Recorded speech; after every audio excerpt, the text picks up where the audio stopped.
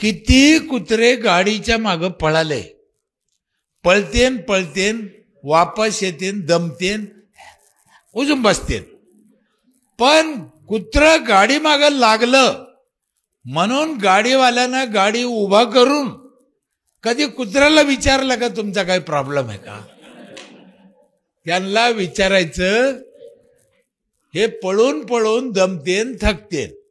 आणि असे दोन चार कुत्रे दर गावात असतेच. त्यांच्याकडे लक्ष द्यायचं नाही. काय करतात ते? चांगल्या गाडीच्या मागे लागते ते. बरं, उगच लागते.